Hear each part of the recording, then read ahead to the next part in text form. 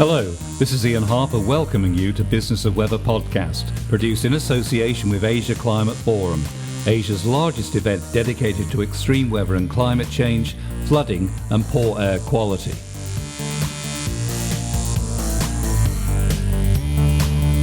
In each episode, we'll investigate the increasing impact of extreme weather and climate change on business and society, and look at how weather technology and climate information services can help address the growing challenges.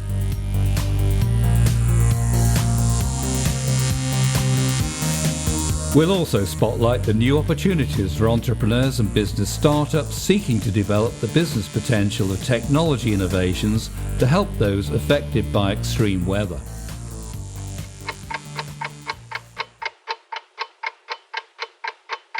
Net zero is a state where the release of carbon dioxide and other greenhouse gases into the atmosphere is balanced by their removal. Until we reach net zero, then climate change and global warming will continue, and so will the frequency of extreme weather and unpredictable weather events which threaten life, society, and economic, financial, and political stability. How big is the task ahead? In 2018, according to the magazine Nature, nearly 37 billion tonnes of CO2 were released into the atmosphere by human activities. This is equivalent to a cube of carbon dioxide measuring 27 kilometres on each side. So, to achieve net zero, we must remove all of this CO2 every year just to stand still. It is over 4 years since the world's nations pledged to limit global warming to 1.5 degrees C above pre-industrial levels as part of the Paris Climate Accord. However, these commitments are not being met, and greenhouse gas emissions continue to rise. As things stand, there's little chance of limiting the rise to 2 degrees, while 3 degrees will be a major challenge. Clearly, achieving net zero will require a huge effort by people, by society, and by business. Most significantly, though, it will require a major change in the behaviour of the fossil fuel industry, which is the single largest contributor of atmospheric CO2 emissions. Few people know more about what is required to achieve net zero than Dr. Myles Allen, Professor of Geosystem Science at the University of Oxford, and also a coordinating lead author in the Intergovernmental Panel on Climate Change's special report on 1.5 degrees. Welcome to the Business of Weather, Professor Allen. Thank you. Right, to get the ball rolling, briefly, can you tell me about yourself and where you stand in the climate change debate? Well, I've been working on climate change since the 1990s. And I've worked a lot on two questions, really, the quantifying the overall impact of carbon dioxide on global temperatures, in particular, documenting the cumulative impact of carbon dioxide, the fact that it's the total amount of carbon we dump in the atmosphere, not the rate we dump it in any given year, that really determines what temperature we end up at. And that's the basis of the targets for net zero that are coming out at the moment. And the other aspect I've worked on a lot has been the link between climate change and extreme weather events.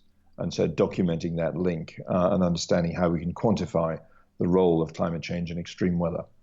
Right. Now, the term net zero has been coined to describe the objective of stabilising climate change. What exactly is net zero? Well, for carbon dioxide, it's very simple. It means that every ton of carbon dioxide we dump in the atmosphere has to be compensated for by another ton of carbon dioxide actively removed. So by active removal, I mean, you can't just wait for the natural carbon cycle to mop up that CO2. It won't be fast enough to stop temperatures from continuing to rise. If we want to hold temperatures stable, then we need to actually take CO2 out of the atmosphere at exactly the same rate that we're putting it in, or, as an alternative, to stop putting it in altogether. Right. Now, in general terms, how do you think progress towards achieving a net zero world should be measured? Should it be the number of policy commitments or pronouncements by national governments or multinational corporations? Or does there need to be some more concrete measure? Well, I believe that we need to actually measure what we're doing, not just what we're promising. And it's very clear what net zero has to mean in a world that continues to use fossil fuels. In a nutshell, there's only two ways of getting to net zero. One is to ban the extraction and use of fossil fuels entirely over the entire world. I think that's extremely unlikely to happen. I'm not even sure that it's something we want to happen in terms of the implications that would have for so many people's lives and livelihoods.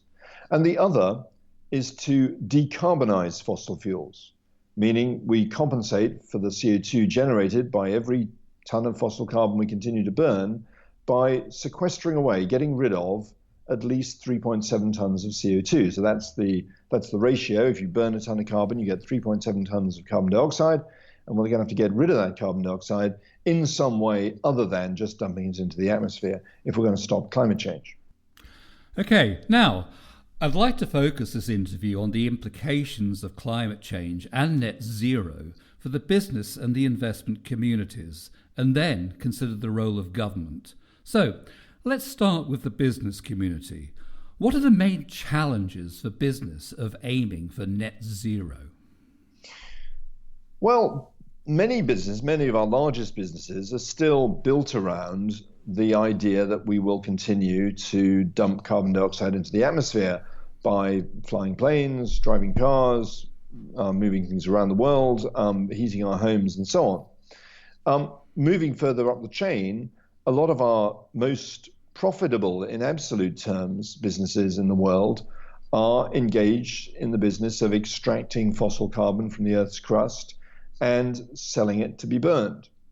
Now, in a net zero world, the business models of these companies is going to have to change. They may continue, they probably will continue to be extracting fossil carbon from the Earth's crust, but they're going to have to supplement that activity, or somebody's going to have to supplement that activity by re-injecting carbon dioxide into the Earth's crust to get rid of it. That's the crucial change that has to happen. And it's actually incredibly easy to measure our progress on that, because we can ask ourselves, well, for how many tons of carbon dioxide generated by burning fossil fuels are we actually getting rid of at the moment? And the answer, depressingly, is zero, and hasn't really changed very much for the past 40 years that we've been talking about this problem. So that's a simple way of measuring progress, and it's going to have to get to 100% by the time we get to net zero. And as I say, we're not doing very well at the moment. Now, they say that every challenge presents an opportunity. Do you see a net zero target as presenting a lot of new business opportunities? Absolutely. I mean, if we're aiming for net zero by 2050, that means we need to be getting rid of 1 ton of CO2 for every ton of CO2 generated by fossil fuel burning in 2050. Working back from there, the sort of fastest plausible rate of increase would have you at sort of 10% sequestration by 2030, 50% by 2040, 100% by 2050. Now, getting from where we are now to 10% CO2 disposal by 2030 is an enormous business opportunity. We're going to have to create an entire new industry, a carbon dioxide disposal industry, which will have many aspects to it. Some of it may be biological. A lot of it will probably be geological. We'll be capturing carbon dioxide and re-injecting it back into the Earth's crust. This is a whole new industry we need to build, and we need to build it in order to continue doing what we're doing, which is burning fossil fuels. What do you think business would look like in a net zero world? How would business function differently from how it does today? Well, we're going to need to create an industry of carbon dioxide disposal. That industry doesn't currently exist. But, it's a little bit like we had to create the nuclear waste disposal industry when we invented nuclear power. And we actually didn't do very well at developing the nuclear waste disposal industry. We left it rather late. And as a result, we have a great deal more nuclear waste to dispose of than we probably would have done if we'd approached the problem sensibly. So we need to recognize that we need to get rid of carbon dioxide properly, safely, and not just dump it in the atmosphere. And that's going to require us creating an entire new industry. How we pay for that, it remains a bit of a moot point.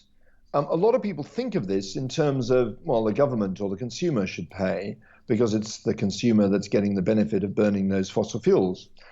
I think that's actually slightly illogical because most of the benefit of us continuing to use fossil fuels actually accrues further up the chain, actually accrues to the rent holder, if you like, when the fossil fuels come out of the ground. And so I think it would be more logical for the costs and the obligation to get rid of CO2 to be moved upstream. And that is actually something that, I think people are starting to think about and starting to recognize it would be a much more efficient way of addressing this problem. If we were to do that, it would become the responsibility of fossil fuel companies to dispose of CO2 at the same rate that they're digging carbon out of the ground. And if they were to do that, obviously it would make their products much more expensive. Ballpark, it would add about $100 to the cost of a barrel of oil.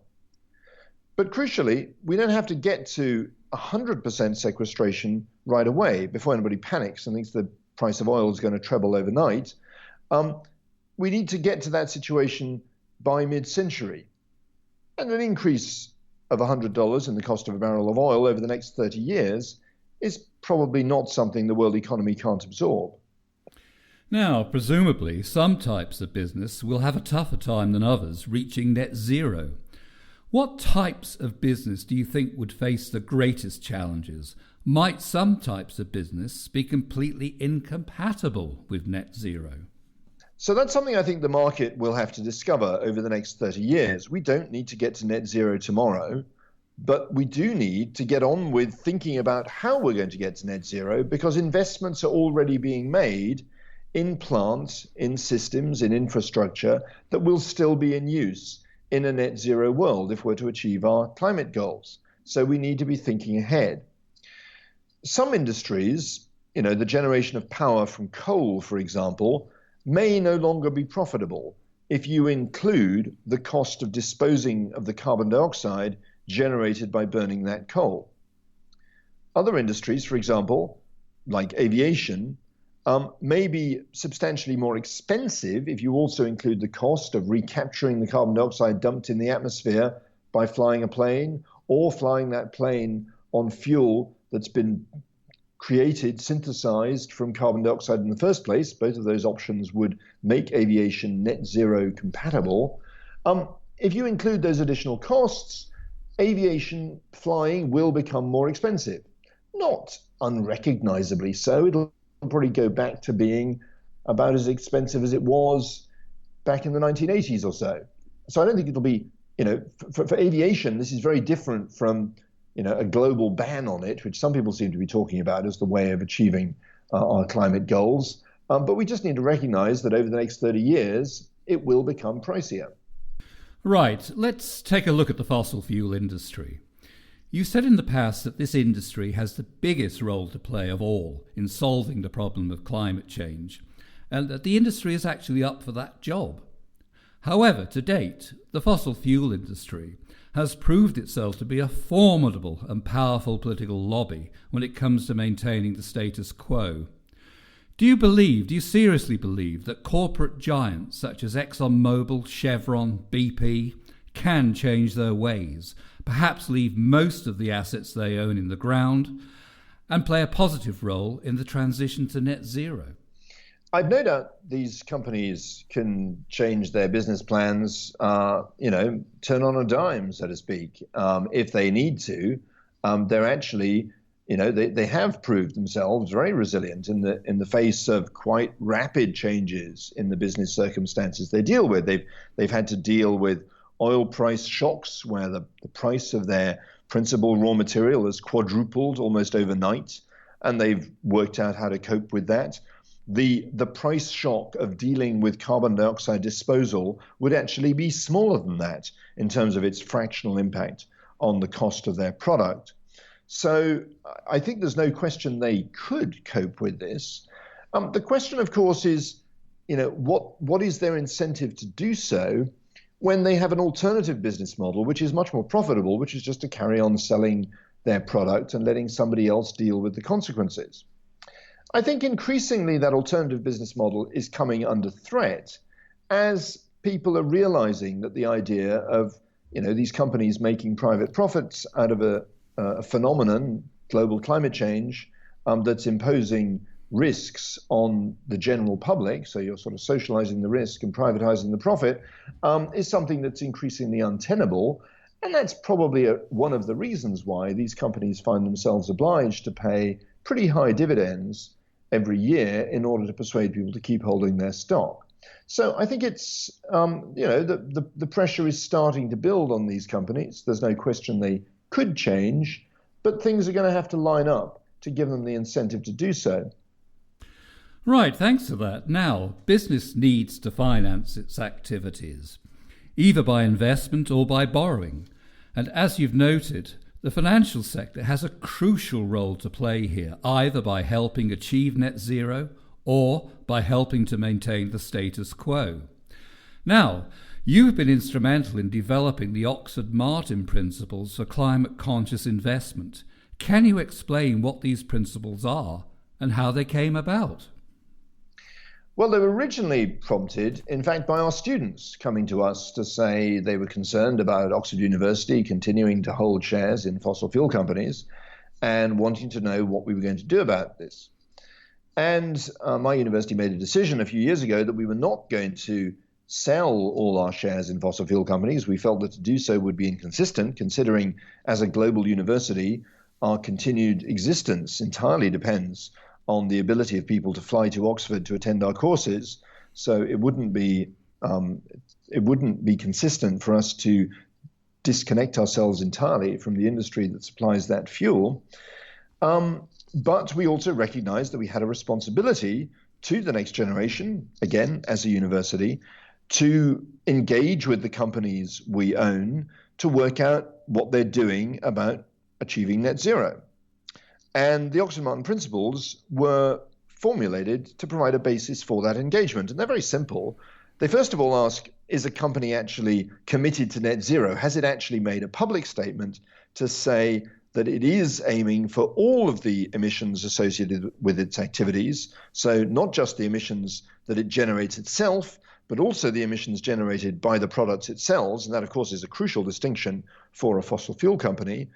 The company has to have a public commitment that it will pursue a business plan that is consistent with achieving net zero at some point in the future. We didn't, in the original principles, we didn't say when, we just want the companies to say when. We want them to tell us how soon they can reach net zero. I'd much rather have a credible plan from a company with some ambiguity about the date at which they manage to reach it than just a date and no plan. So I'm encouraged that fossil fuel companies are increasingly coming up with public statements saying they're aiming for net zero, although they're generally quite cautious about which parts of their emissions they're applying this commitment to. So we need to make it clear, it needs to apply to all of the emissions associated with your business, not just those as some subset that you decide you're going to hold yourself responsible for. And that's the first thing we need companies to do, to acknowledge the reality of what we need to do. The second, of course, is the company needs to explain how it's going to work in a net zero world. So if it's a fossil fuel company and it's taking responsibility for disposing of all the carbon dioxide associated with the products it sells, how does it see itself still being profitable in that net zero world? And crucially, is it not? We'd like to reassure ourselves that the company is not relying on some kind of carbon bailout where they continue to be allowed to sell their product while the state clears up the carbon dioxide after them. And the third one is simply how are we going to measure progress to net zero? So again, they're much simpler than most of the lengthy ESG questionnaires that companies get given about their approach to climate and their carbon footprint and so on. We're much more interested in what their long-term vision is and whether management really have a handle on this that's consistent with their long-term investment decisions. Right, okay, let's take the investment sector in particular. And by that, I mean the big pension and life assurance funds and the large retail investors. You've said in the past that a crucial test of any investment strategy is whether it drives or hinders achieving the goals laid down by the Paris Agreement on climate change, while also helping expand global demand for affordable, safe and clean energy. Where do you think the investment sector stands at the moment in respect of net zero? And what do you base your views on? Well, I know that the investment sector is increasingly asking these questions. And my concern is I'm not sure it's getting the answers it deserves. There's an enormous amount of effort going into quantifying what companies are doing right now and what they might be planning to do over the next 10 years. So there's many initiatives around so-called science-based targets that look at company trajectories over the next decade or so to see whether or not they're compatible with this or that scenario for well below 2 degrees. To my mind, most of that is entirely irrelevant to the question of whether the company's got a plan for net zero. So there's an enormous amount of effort going into evaluating investments for their compatibility with different scenarios, which is dodging the main question. Which is? Dodging the main question of whether the companies we're investing in actually have a plan for achieving net zero at all. Now, the Task Force on Climate-Related Disclosure, or the TCFD for short as it's called, which is supported by many central banks and major financial organisations, has devised a set of voluntary recommendations about the information companies disclose to investors that shows how their activities influence climate change. How do you see the Oxford-Martin principles interacting with these recommendations, if at all? Well, we've talked to the TCFD. We are very hopeful that as the TCFD evolves, and it is an evolving process, that they would eventually incorporate some variant of the Oxford-Martin. We don't care if they call them the Oxford-Martin principles or not. What we care about is whether they are asking the net zero question and asking it effectively, which means pinning companies down on what exactly they're planning to do with all that CO2 that will be generated by their activities in 30 years' time. It's crucial for investors to understand this, because if an investor is investing in two companies, both of which claim to have a net zero plan, but both of which are relying on the same set of forest offsets, for example, to get rid of their remaining CO2, then that investor has a problem, because it can't be the case that both companies are right. So that's why investors need to get stuck into this and work out what their companies are actually going to do and whether these companies' plans actually add up. Right, now looking ahead, do you see the appointment by the United Nations of Bank of England Governor Mark Carney, who launched the Task Force on Climate-Related Disclosure, as its special envoy for climate action, as a positive step towards achieving net zero? Absolutely, because Mark totally understands this. He is pushing as hard as he can for companies to raise their game in this area, and he understands the importance of private sector engagement in achieving our long-term climate goals. Now, you and others have said that one of the big problems standing in the way of coherent government strategy to address climate change is that climate change has become a party political issue. How do you think this situation might be changed? Well, I think people just need to recognize that the solutions to climate change don't necessarily involve major social disruption. Some people would like them to involve major social disruption because they want the social disruption for other reasons anyway. But it's not an inherent part of solving the problem. We could decarbonize fossil fuels. When I talk to people within the industry, they acknowledge it's perfectly possible to get rid of the CO2 generated by fossil fuels in some way other than just dumping it into the atmosphere. That would, of course, make fossil fuels more expensive, but it wouldn't mean a wholesale shake-up of capitalism. And it can happen over the next 30 years in a way that we can adapt to, and we can adapt our industries around. So this doesn't need to be something that changes everything, in Naomi Klein's phrase.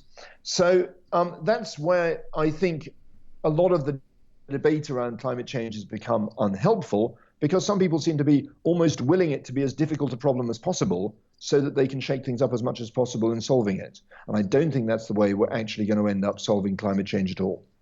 Okay, right, just one final question. Realistically, to what extent do you believe the climate problem could worsen between now and net zero actually being achieved? And do you think it may become necessary to use climate engineering to try and keep global temperatures down? Climate engineering, in the sense of interfering with the power received by the Earth by the sun, is extremely dangerous, not because it won't work, but because as soon as you start doing it, whoever is doing it becomes liable for the weather that happens anywhere in the world. I mean, it's a complete nightmare scenario. So I very much hope we don't end up going there. And I think the taking a sensible approach to decarbonizing fossil fuels is the best way of avoiding it. Okay, well, that concludes today's interview. Professor Myles Allen, thank you very much. Thank you. You're listening to Business of Weather, produced in association with Asia Climate Forum, Asia's largest event dedicated to addressing extreme weather and climate change, flooding, and poor air quality.